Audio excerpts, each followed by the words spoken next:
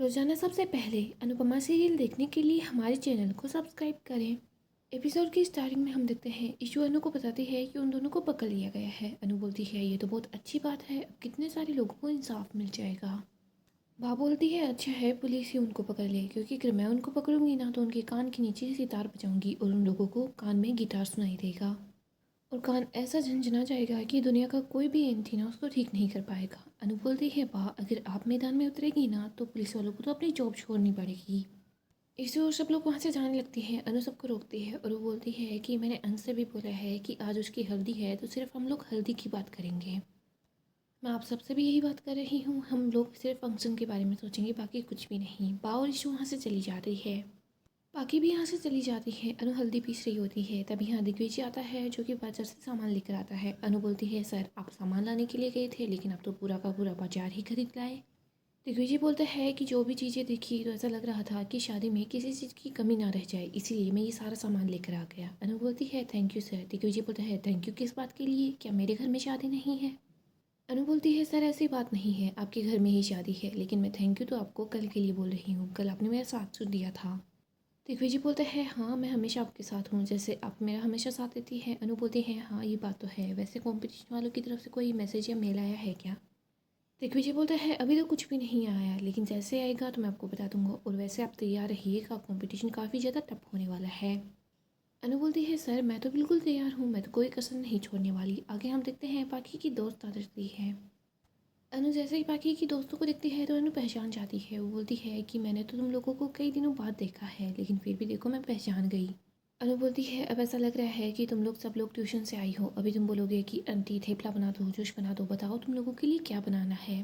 बाकी की एक दोस्त बोलती है नहीं आंटी कुछ भी नहीं बनाना, मैं तो डाइटिंग पर हूँ।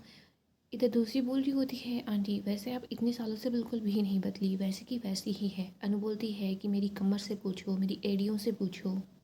बाकी की दोस्त बोलती है कि कौन ही कहेगा कि आप दादी हैं। अनु बोलती है कि ओह मैं दादी नहीं, मैं तो परदादी हूँ, वो भी प्रांशी की। सब बोल रहे होते हैं सच में।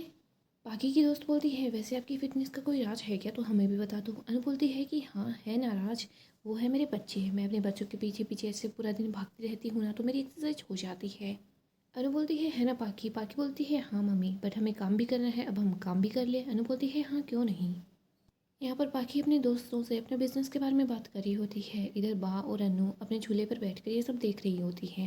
अनु बा को बोलती है ये सब लोगों को कितने अच्छे से एक्सप्लेन कर रही है, ये बस आलतू फालतू की चीज़ों में ध्यान देती है, अगर सिर्फ काम पर फोकस करे ना तो पाकी बहुत आगे बढ़ सकती है। बा बोलती है तेरी बात बिल्कुल सही है, और ये जब काम करती है ना तो ये बिल्कुल भी आलतू फालतू की बातों पर ध्यान नहीं देती, ये इस मामले में तो वो अनराज पर गई है।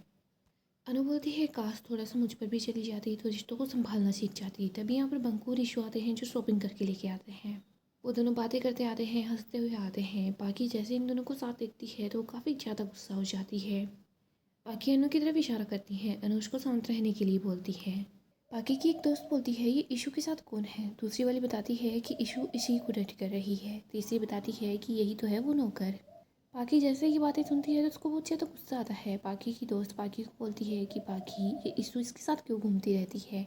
पाकी बोलती है तुम लोगों ने किसी की गॉसिप सुनी है क्या, वैसे ईशु इसको डेट नहीं कर रही, ईशु का बस नेचर ही ऐसा है, वो सब लोगों को अपने बराबर मानती है, इसीलिए तो सबसे दिल खोल कर बात करती है।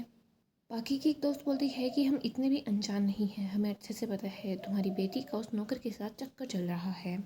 दूसरी बोलती है हम अपनी इमेज को ठीक करने के लिए आए थे, लेकिन यहाँ पर पहले तू अपनी इमेज को ठीक कर ले, बाद में दूसरों की बढ़ाना। बाकी को तो काफ़ी ज़्यादा गुस्सा आता है। बाकी ईशु और बंकू को ही देखती है। बाकी बोलती है कि चाहे कुछ भी हो जाए लेकिन मैं अपनी ईशु की शादी इस बंकू से बिल्कुल भी नहीं होने दूंगी।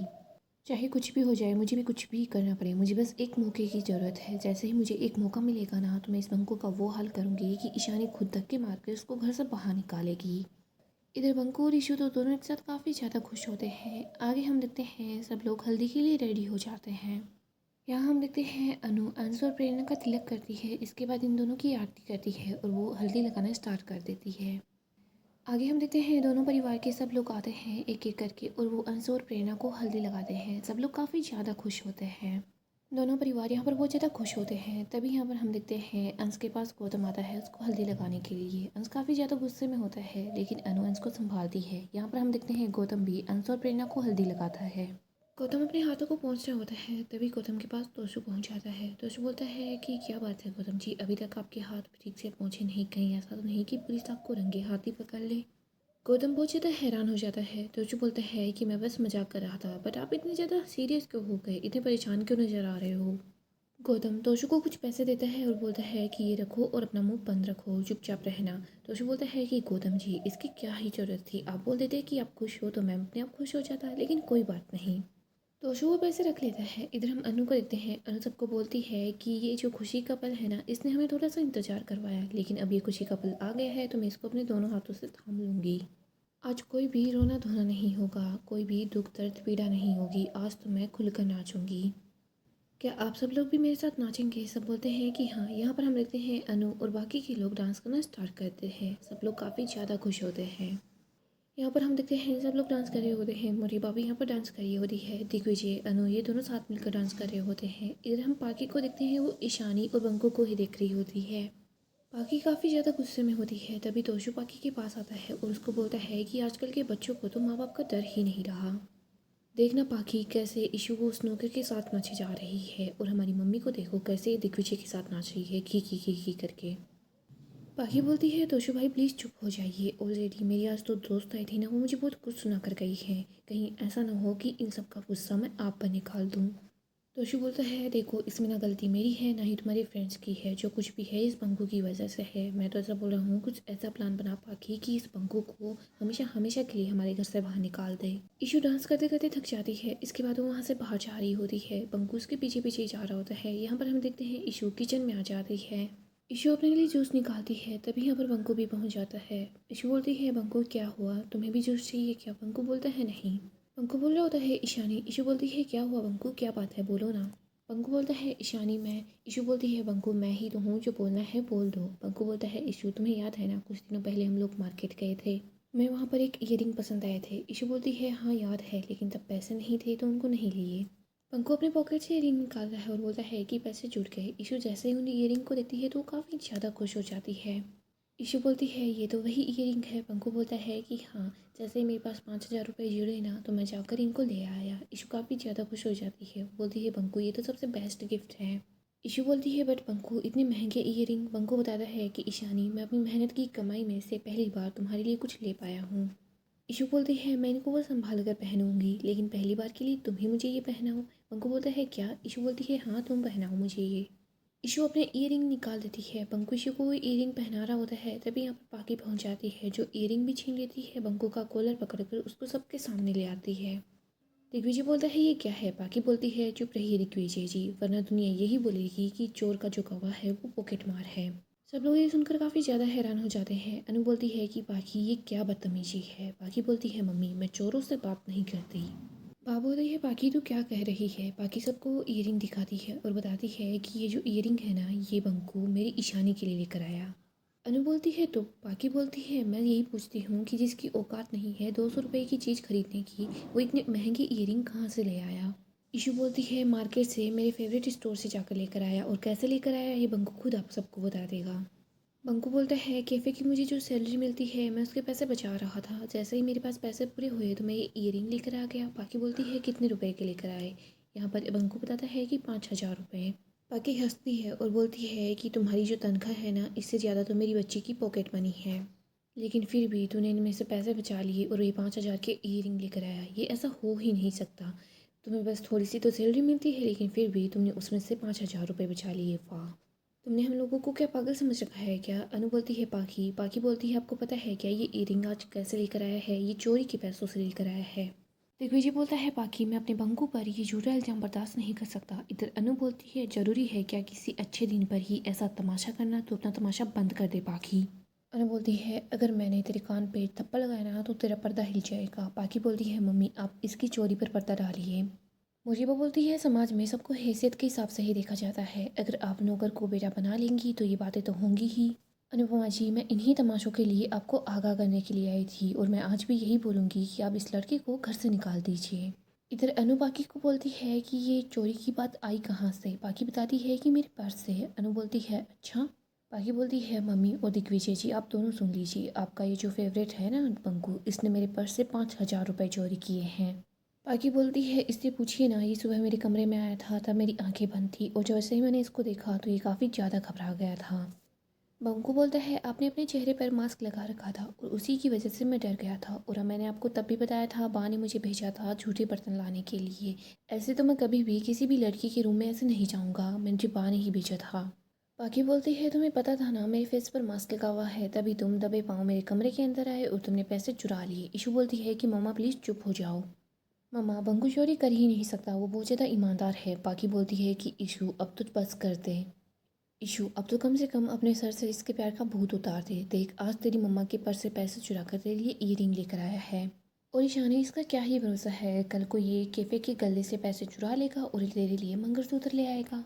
अनु बोलती है, बाकी तुझे जो भी बोलना है बोल, लेकिन तूने जो बोला है ना कि बंकू ने चोरी की है, ये बात हम में से कोई नहीं मानेगा। हम बंकू को बहुत अच्छा से जानते हैं। दिग्विजय बोलता है कि बंकू ऐसा नहीं कर सकता है, क्योंकि हम बंकू को जानते हैं और पहचानते हैं। तोशु बोलता है, लेकिन उसके बाद भी आपने इस चोर को अपने घर में रखा हुआ है। बंकू बोलता है, तोशु सर, मैं चोर नहीं हूँ। इधर अंश बोलता है कि आप लोगों को हो क्या गया है, जैसे ही खुशियों का माहौल लेता है तो आप लोग ड्रामा करना स्टार्ट कर देते हो। अब आप लोग ये बहाना निकाल रहे हैं, अभी मुझ पर झूठा इल्ज़ाम लगा था, आपने देखा था ना मेरी क्या हालत हुई थी, और आज आप बंकू पर झूठा इल्ज़ाम लगा रहे हैं। माही बोलती है, आप अंकु के साथ ये सब कुछ कर रहे हो, प्लीज़, अभी हमारे साथ भी किसी ने ये सब कुछ किया था, ऐसा मत करो। प्रेरणा बोलती है, किसी पर बेवजह झूठा इल्ज़ाम मत लगाओ। इधर परी बोलती है कि अरे आज तक मेरे पापा को और बाकी फूई को कोई भी बात समझ नहीं आई है, अब ये क्या समझेंगे। बाबूजी बोलते हैं, बाकी हो सकता है तूने पैसे इधर उधर कहीं रख दिए होंगे। इधर बंकू बोलता है कि मैं किसी से जुबान नहीं लड़ सकता, तो मैं चोरी क्या ही करूँगा। मुझे दिग्विजय सर और अनु दीदी ने इतना प्यार दिया है कि मैं इनके साथ ऐसा करने की कभी सोच भी नहीं सकता। और आप सब लोग तो ईशानी का परिवार हैं, जिनकी नज़रों में मैं कुछ बनना चाहता हूँ, कुछ करके दिखाना चाहता हूँ, फिर मैं ऐसे चोरी जैसा काम क्यों ही करूँगा। राही बोलती है, एक मिनट पाकी दीदी, आपके पास कोई प्रूफ है क्या। पाकी बोलती है कि प्रूफ और क्या ही चाहिए, आज ही मेरे पर्स से 5,000 रुपये चोरी हुए हैं और आज ही बंकू ये ईयरिंग लेकर आया है। इससे ज़्यादा सीधा सीधा हिसाब क्या ही हो सकता है। इधर दिग्विजय बोलता है, बंकू बोल रहा है ना इसने तुम्हारे पैसे नहीं लिए हैं। पाकी बोलती है, और मैं बोल रही हूँ इसी ने मेरे पैसे लिए हैं। आप अभी के अभी इसको घर से और मेरी ईशानी की ज़िंदगी से बाहर निकाल कर फेंकिए। अनु बोलती है कि तू चुप हो जा। तोशु बोलता है, बाकी कब से एक बात बोल रही है, लेकिन आप इसकी सुन ही नहीं रहे। अनु बोलती है कि तू चुप हो जा। इधर मुरीबा बोलती है कि कहा तो मैंने भी था, लेकिन आप लोगों ने मेरी भी नहीं मानी। बाकी बोलती है, नहीं मुरीबा, यहाँ पर ये सब लोगों की मर्ज़ी नहीं है, ये सिर्फ मम्मी की मर्ज़ी है, क्योंकि इस घर में तो सिर्फ मम्मी की मर्ज़ी चलती है। बाकी अनु के पास आती है और बोलती है, मम्मी आपका ये जो बंकू है ना, ये सिर्फ नौकर नहीं है, ये चोर भी है। बाकी एक एक करके सब घर वालों के पास आती है और बोलती है कि आप कुछ कीजिए, इसको यहाँ से घर से बाहर निकाल दीजिए। इसके बाद लास्ट में पाकी फिर से अनु के पास आती है। अनु बोलती है, पाकी तू चुप हो जा। अनु बोलती है, कितना चिल्लाती है, चें चें चें करके तूने दिमाग ही ख़राब कर दिया है हमारा। बनना क्या है, तू तो ऐसे ही चुड़ैल लग रही है। लोग कहते हैं कि उनकी सास चुड़ैल होती है, लेकिन तू तो अभी चुड़ैल बन गई। बाकी बोलती है, बिल्कुल भी नहीं, मैं कभी भी इस बंकू की शादी मेरी ईशानी से नहीं होने दूंगी, चाहे कुछ भी हो जाए। इधर दिग्विजय बोलता है कि पाकी प्लीज़ शांत हो जाओ, बोल रहा हूँ ना बंकू चोरी नहीं कर सकता। तो अशु बोलता है, दिग्विजय जी, सिर्फ आज की बात नहीं है, आपका ये बंकू पहले भी चोरी कर चुका है। ये सुनकर सब लोग काफ़ी ज़्यादा हैरान हो जाते हैं। गाइस, डेली अपडेट के लिए आप हमारे चैनल को सब्सक्राइब करें, साथ ही साथ वीडियो को लाइक भी करते हैं। गाइस, अपकमिंग एपिसोड काफ़ी ही ज़्यादा इंटरेस्टिंग होने वाला है। अपकमिंग एपिसोड में हम देखेंगे तो अशु बोलता है कि पूछिए ना बंकू से, इसने अपने मामा के घर से चोरी की थी। सब लोग ये सुनकर काफ़ी ज़्यादा हैरान हो जाते हैं। अनु बोलती है, बंकू बताना, तो इन चोरी नहीं की। बंकू कुछ नहीं बोलता। अनु बोलती है, बोल ना बंकू, कुछ तो बोल। बंकू यहाँ पर सबको बताता है कि हाँ, उसने अपने मामा के घर से पैसे चुराए थे। ये सुनकर सब लोग काफ़ी ज़्यादा हैरान हो जाते हैं। दिग्विजय की तो पैरों तले ज़मीन खिसक जाती है। यहाँ पर हम देखते हैं बंकू सबको बता देता है, लेकिन मैंने आज यहाँ पर चोरी नहीं की है। बंकू ये भी बता देता है, मैंने अपने मामा के घर से चोरी की थी, ताकि मैं वहाँ से दूर चला जाऊँ, और उसके बाद मैं सर आपके पास आ गया था, आपके गाँव आ गया था। हम देखते हैं सब लोग ये सुनकर काफ़ी ज़्यादा हैरान हो जाते हैं। बंकू रो रहा होता है और सबको बताता है, बट मैंने आज चोरी नहीं की, मैंने अपनी मेहनत के पैसों से ईयरिंग खरीदे हैं। इधर हम पाकी को देखते हैं, वो यही सोच रही होती है कि मुझे ईशानी को बंकू के खिलाफ भड़काना होगा। दूसरी तरफ हम बा को देखते हैं, जो परेशान होती है। अनु और बा दोनों मंदिर में होती है। अनु बोलती है, बा आप ये अखंड जोत जलाइए और बस सारी की सारी नफरत को और जो भी कुछ है उसको भुला दीजिए। बा बोलती है, नफ़रत को तो मैं भुला दूंगी, लेकिन मेरी ज़िंदगी का जो अनुभव है मुझे बार बार चिल्लाकर सिर्फ एक ही बात बोल रहा है। अनु बोलती है, क्या। बा बोलती है, मुझे अभी भी ऐसा ही लग रहा है, प्रेरणा हमारे अंश के लिए बिल्कुल भी ठीक नहीं है। यहाँ हम देखते हैं बाकी बात सुनकर अनु भी परेशान हो जाती है। सो दोस्तों नेक्स्ट एपिसोड काफ़ी इंटरेस्टिंग होगा। अपडेट के लिए आप हमारे चैनल को सब्सक्राइब करें, साथ ही वीडियो को लाइक भी कर दें।